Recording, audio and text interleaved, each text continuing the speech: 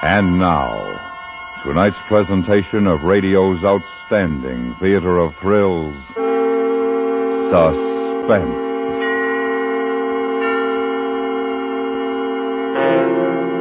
Tonight, we bring you a transcribed story of a man who thought the best way to commit murder was to plan it first. We call it Variations on a Theme. So now, starring Parley Bear, here is tonight's suspense play, Variations on a Theme.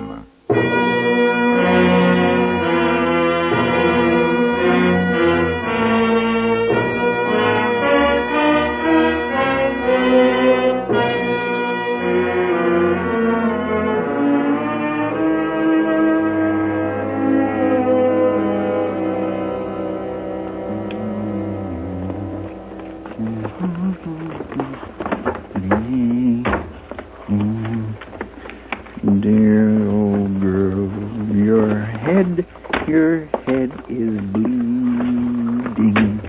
Dum, dum, dum. Da, da, da, da, dee.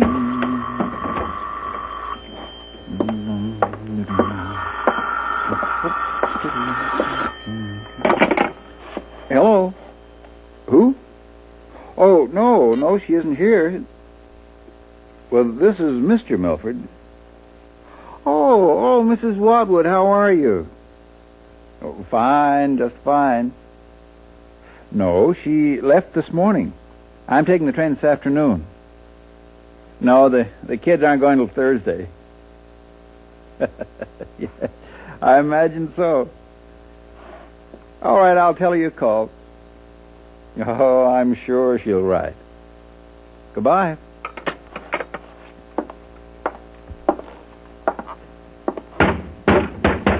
Joe? Joe, can you hear me? that was Mrs. Watwood. I told her you left this morning. I'll bet that old harridan's going to miss you. But I won't. Come to think of it, not many people are going to care one way or the other. You're just a habit, Joe. A bad habit. There. That hurt your ears, Joe? Well, that's what I've had to put up with from you, yapping at me for the past 20 years, just banging on my ears. Bang, bang, bang. I hope you're comfortable in there, dear. You've got a long trip to take.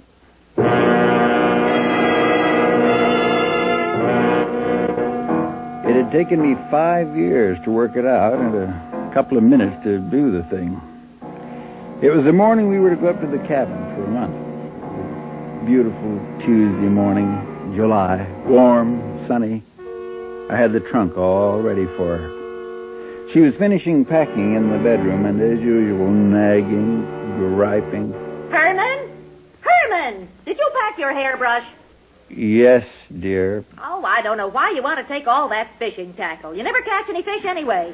What time are they coming for the luggage? 1 o'clock. I told you. Oh, I don't feel right taking off and leaving the children to follow. If anything... Herman, for heaven's sake, what are you doing with that trunk? We don't need a trunk. Now, you get that thing put away. Oh, it's all dusty. Look at my nice, clean room. What are you doing with that trunk, Herman? I need it to pack, dear. Have you gone out of your mind? We are packed. No, not quite, Joe. I forgot something. Now, you're not taking another thing. Oh, yes, I am.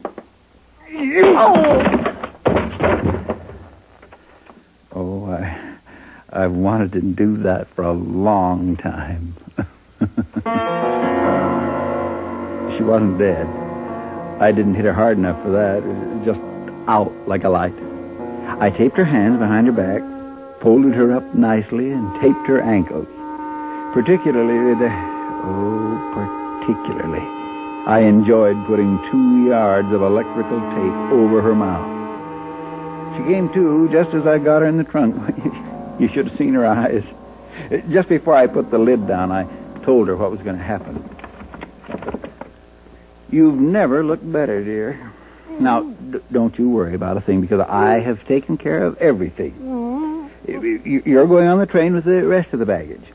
And when we get to Pineycrest, Old Man Butterfield will haul you out to the cabin. And then tonight, when it's nice and dark, I'm going fishing, dear, and I'm going to put you in the boat, take you out of the middle of the lake, and drop you down. It's a metal trunk. It'll sink. If you'd ever listened long enough to hear what anybody else was saying, you might remember that they have never found the bottom in that lake. Oh, you're thinking that Mr. Butterfield will wonder where you are or why you haven't showed up. That's what you're thinking, isn't it? Well, I'm going to be worried, see. I put you on the train this morning and had some work to clean up in the office, so I had to take the next one. But I'll figure you stopped off to see your mother in Greenwood. You said that you might, remember? You talked to her the other night and said you might. There were 2 witnesses. That sickening Mrs. Dolman and your dear girlhood friend, Louise. If their husbands had any sense, they'd murder them, too. And besides, even if anybody does suspect anything, corpus delicti, just find the body. And nobody's going to. It's worth taking the chance, dear. Have a nice trip. Incidentally, in case you're wondering why I didn't kill you just now, I want you to have time to think for the next 3 hours. Go through a little what you put me through for the last 20 years. And keep your big mouth shut.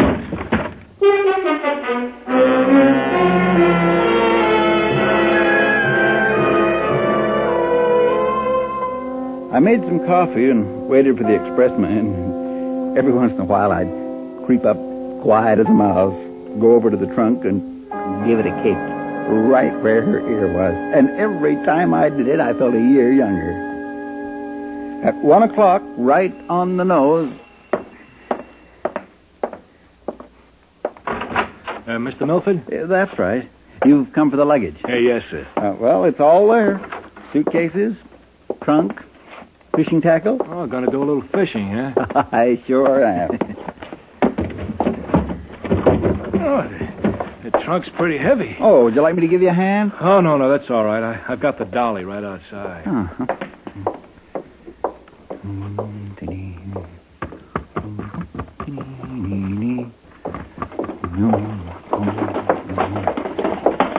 Okay, here we go.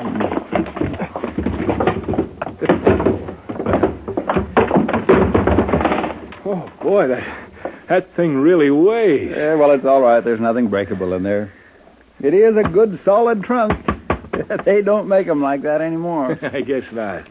Well, I'll put the rest of the stuff on top of the trunk. All right. Oh, you be careful of my tackle, that's all. Oh, I know what you mean. Okay. Is that it?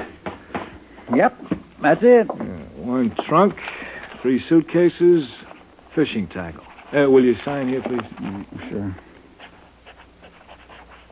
There you are. Thank you. What time will they be at the station? Oh, about 20 minutes. Oh, fine. I'm catching at 2 o'clock. Oh, they'll be there. That's fine. Thanks a lot. Oh, don't mention it. Thanks again. Oh, have a good trip. Catch a fish for me. Yeah, I will. Well, that's that.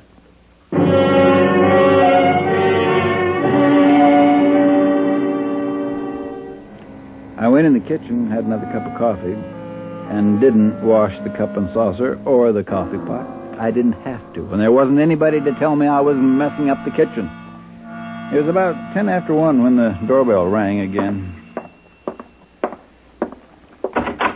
Mr. Milford, can I use your phone? Well, what's the matter? Oh, I can't get the pickup started. It's that distributor again. I told him at the garage. Yes, but, see here, I've got a train to catch. You've got to get the luggage to the station. Oh, I'll have them send out another pickup. It shouldn't take more than 15 minutes. I'm awful sorry. Well, couldn't you fix it? Try again. I just can't miss that train. I've tried, Mr. Milford, believe me. Well, all right, I suppose you'll have to. But please, tell them to hurry, will you? Sure.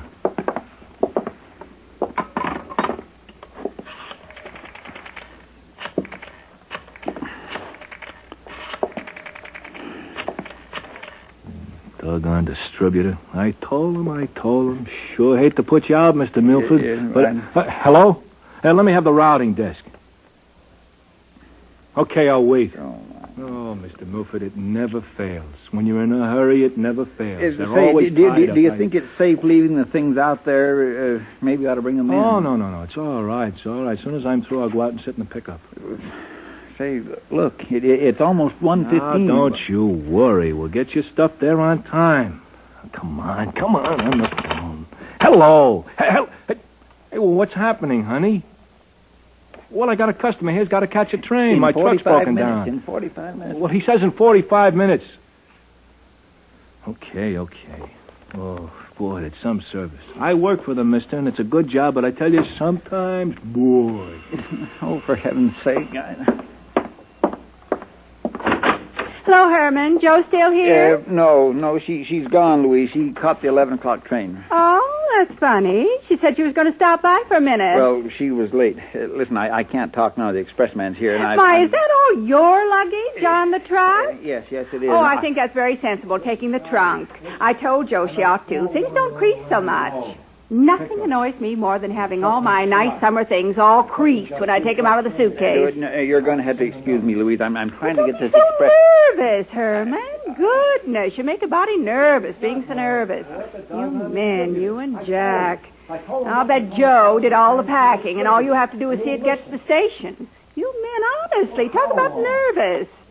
When are Julie and William going up? The day after tomorrow, Louise. Oh, yeah, that's right. They're spending a couple of days at the beach with the Buford kids, huh? Yeah. Honestly, I don't know how you let them go there alone. I've heard. Well, there's been talk of pretty wild parties. Of course, it's none of my business, but... Thanks for stopping by, Louise. Goodbye. What? Well, I think you're being very rude, Herman. I think you're being very rude. What did they say? Well, it's nothing to worry about, Mr. Milford. The other pickup will be on its way in a couple of minutes. Oh, my. Look, it's 1:20. Now, you just take it easy. I'll go out and see if I can't get that pile of junk started. Now, you just take it easy. You'll make it all right. Now, remember, take it easy. Darn Louise, I could have killed her. No, let Jack kill her. I had my own problems. I tell you, those women, she would notice the trunk. Oh, well, that wouldn't mean too much. I had the other one, a duplicate, already up at the cabin to bring back. Nobody'd see me take it there. I was safe on that. I don't mind telling you, I was a little nervous waiting for that truck to come. Of course, there was some consolation. The sun was nice and hot, shining right on the trunk outside. Joe must have been roasting nicely. Just like that lamb she was always cooking. Every Saturday for 20 years, roast lamb. She knew I hated it. That's why she made it. No more roast lamb ever. Oh, the truck. Hi, Dad. Hi, Pop. Julie, William, what are you doing home? Oh, Mac Buford got sick. Appendix or something. Real square. We all got thrown out. No beach party, nothing. So we decided to go up to the cabin with you. Yeah. We put our suitcases on the truck outside, and we're all set. Let's go, Pop.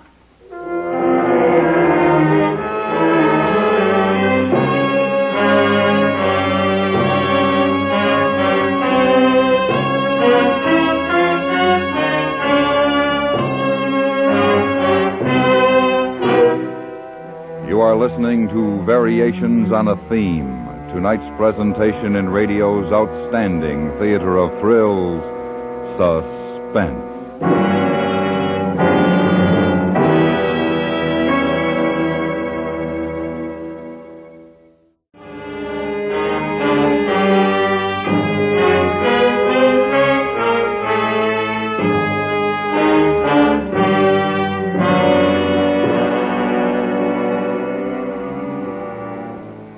I knew they'd be better off without her, but what could I say?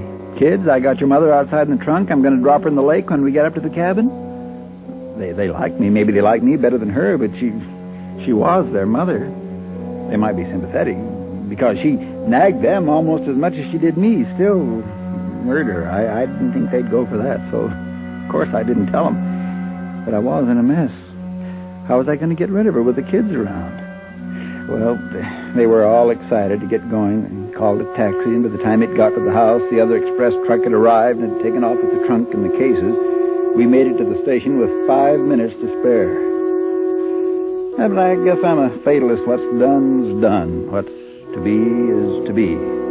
I figured I'd get rid of the kids long enough when we got to the cabin to take care of Joe. As we walked along the platform past the baggage car, I saw them loading the trunk. I must admit I got a kick out of the way they banged it around. It's funny how you get a kick out of something like that.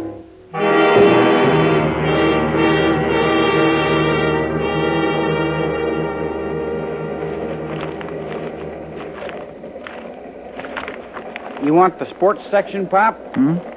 Oh, no, thanks. I read it. You look tired. I do.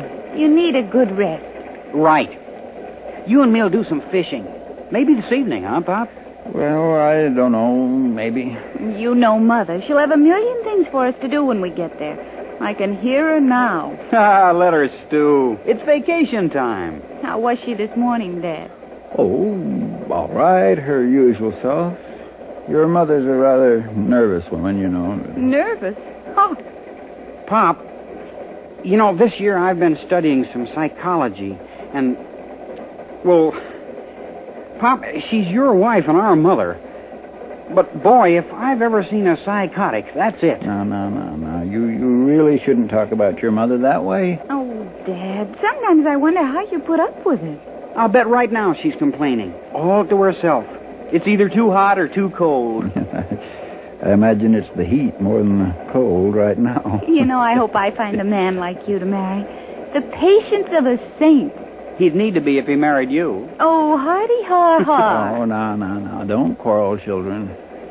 Hey, Julie, you remember last year that fella, what was his name? Well, you remember, he was at the... Something was bothering me. I mean, aside from the fact that my wife was doubled up in a trunk a few cars away from where we were sitting, it had been bothering me ever since we left the house, and suddenly I knew what it was. The heat. The heat. You know what happens to tape when it gets warm, wet, particularly if it's in contact with flesh. Well, I can tell you, it gets loose. And I had a horrible vision of that electrical tape over Joe's mouth slipping. Oh, I could almost hear her. Dad? I felt pretty warm myself. Dad? Dad, are you all right? I was daydreaming. Very Freudian, Pop. Very Freudian. Yes. Look, I feel a little restless. I'm going to walk up to the smoker. Hey, swell. We'll all go. Well, I'd kind of like to go alone. Go ahead, Dad. I won't be long. We had about 10 minutes before the train pulled into Pineycrest. I thought that if she had made a sound, and when she made it, she made a lot of it, somebody would have heard her by now. There'd have to be some kind of a commotion at the baggage car. When I got to the connecting door to the baggage car, there wasn't a soul. Still, I wanted to be sure. If I was going to be caught, I might as well be caught right then. It really wouldn't make any difference, so I pounded on the door.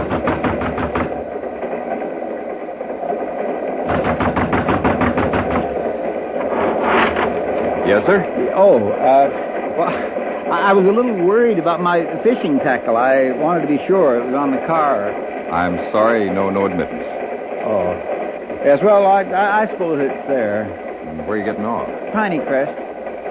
Well, there's a metal trunk, some suitcases, and tackle to be put off there. Yes, that's mine. Thank you very much. Okay.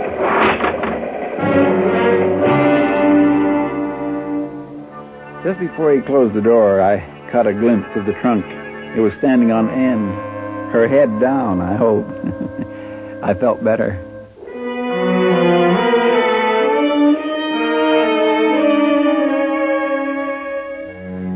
"20 minutes later, we were loading the suitcases on old man Butterfield's pickup truck. He was mighty glad to see us and mighty worried about Joe not having arrived yet. I explained about her visit to her mother. Hey, well, sir, mighty glad to see you folks anyway. My stars, Mr. William, you've grown a lot. We'd better get the trunk on now. William, you take this corner, and I'll get on the other side, and you push in the middle, Mr. Butterfield. Okay, Pop. Now, all together. 1, 2, 3. Oh, that's a mighty heavy trunk, Mr. Milford. Oh, we're going to be up here for a month. Oh, yeah. Well, folks, Fishing has been a mite slow, just a mite, but it should be picking up any day now. Fellas have been getting some nice strikes with bug-eyed poppers. Mighty nice strikes. Oh, that's fine. How's your wife, Mr. Milford? Just fine, just fine. Oh, proud piece of woman that, Mr. Milford. Proud piece. Miss Julie, you favor her. Thank you, Mr. Butterfield. You say she'll be up around 7, eh? It depends on how long she stays where she is.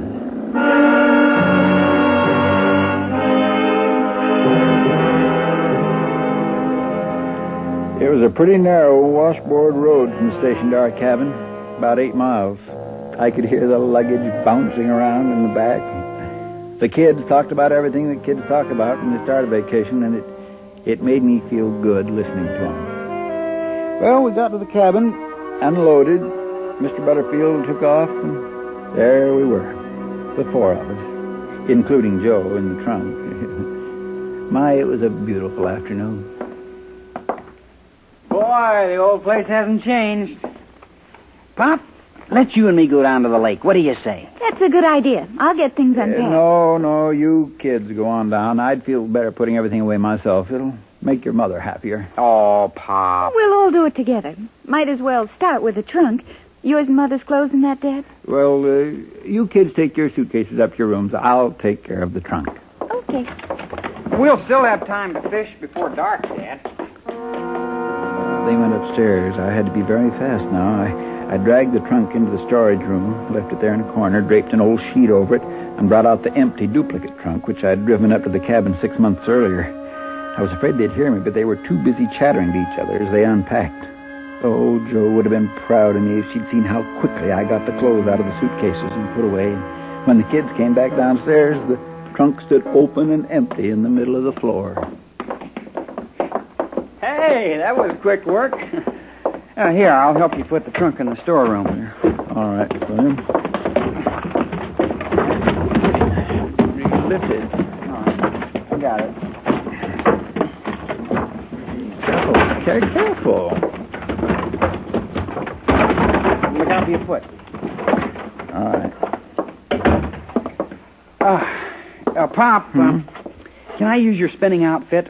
I'd like to feel a bass on it. Oh, of course, I'm not saying it'd be as much fun as the old fly rod, but can I try? Sure you can. Oh, thanks.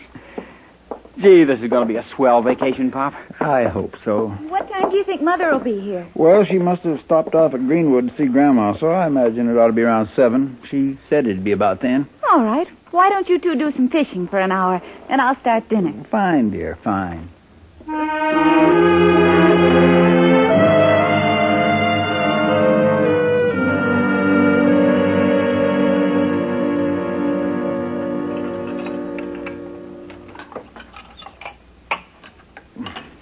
Oh, this is a wonderful steak, Julie. Thank you, Dad. Great. Don't talk with your mouth full. You know, I'm getting worried about Mother. It's almost 7:30. No, I wouldn't worry, dear. She's probably... What was that? What was what? I heard it. Like a knocking. The old woodpecker, probably. Hey, that's no woodpecker. What is it? Oh, I don't know. Oh, dear. Where's it coming from? It's not outside. It's... Pop? A rat, maybe? I think it's coming from the storeroom. It sounds like a woman. Listen. It is in the storeroom. I'm scared. You stay here. Come on, Pop. Be careful.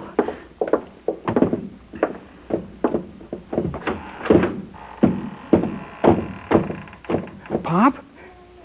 It's coming from over there, under the sheet. It's It's your mother, William. The tape slipped. I was afraid it would. Pop? Come on.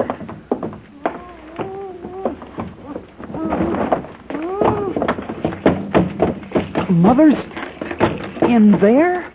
Mother? Help me unstrap it, William. Don't just stand there. What's she doing in there? Well, That's a pretty stupid question. She'll answer. Oh, my, how she'll answer it. Pop. Oh, stop saying Pop. All right. Stand back. Mother! Ma, here, I'll get the tape off. Ma! I'll have to think of something else. This won't work again, that's for sure. He tried to murder me. He tried to murder me. That's what he did. He tried to murder me.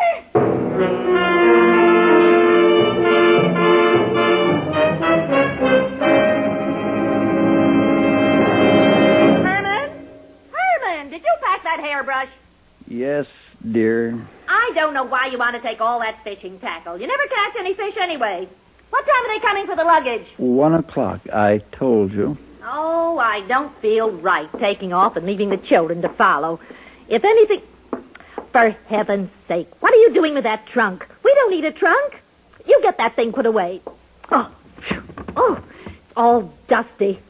Look at my nice, clean room. What are you doing with that trunk, Herman? Nothing, dear. I decided not to. Not to? Not to what? What's the matter with you, Herman? Nothing. Just a little idea I had. I'll think of something else.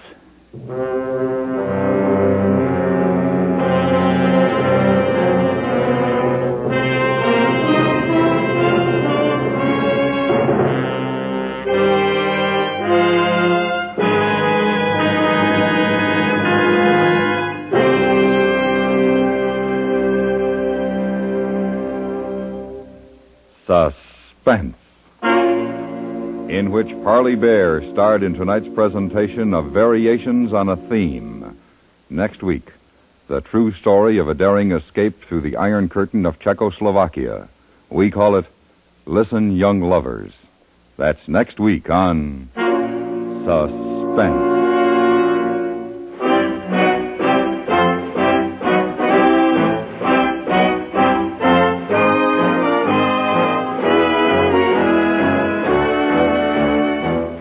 Suspense is transcribed in Hollywood by Anthony Ellis, who also wrote tonight's script. The music was composed by Rene Garrigan and conducted by Wilbur Hatch. Featured in the cast were Paula Winslow, Helen Klebe, Sam Edwards, Barbara Fuller, George Walsh, and Peter Leeds. Joan Loring, young Broadway star and winner of both the Donaldson and the Critics' Circle Awards, will be adding to her prestige as a dramatic actress tomorrow night when she stars in The Payoff Girl, tomorrow night on The FBI in Peace and War. Stay tuned for 5 minutes of CBS News, to be followed on most of these stations by The Jack Carson Show.